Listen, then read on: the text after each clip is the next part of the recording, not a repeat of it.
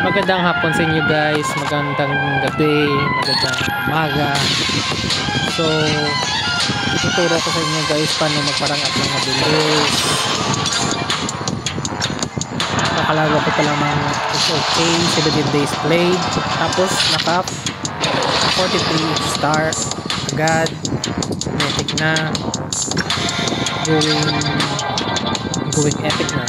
So, nagbibigay ako ng top 5 hero na nasa jungle. So, yun.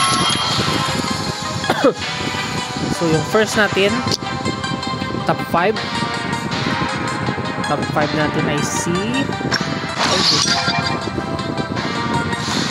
top 5 natin si Ata. Call me Captain, not Ada. So, maganda to guys kasi masakit na, makakasustain pa sa class. So i-try nyo na lang, malakas yan. Tapos yung top 4 natin ay si Nakururo. Ang sakit nito guys, makaka-burst siya kapag late game yung mga mage, mga MM at yung mga jungle rin. Basta malambot, kaya nyo burst. One hit delete yan. Tapos yung top 3 ko ay si Ogra. Alam mo guys, bago pa lang to, alos na binabanan siya rin, hindi mo siya nagagamit, kaya nilagay ko siya sa akin. Pero kapag ginamit ito, sobrang lakas, lalong lalo na yung kanyang yung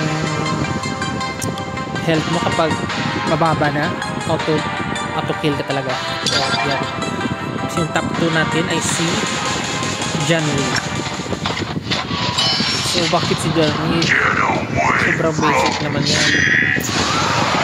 Alam ko sobrang basic niya, pero kapag alam mo na, kapag ma-master mo si Janui, sabi mo talaga na sobrang lakas niya kahit unang hero ko to unang jungle. Pero kapag na-master mo to, siguradong malakas mag-take ng mga Tempest Dragon, mga objective. So feel ko good siya sa top 3. So yung top 1 guys ay si Levi. The River Blade descending from the heavens. Wala na ako masasabi dito kay Levi kasi sobrang lakas niya talaga boy.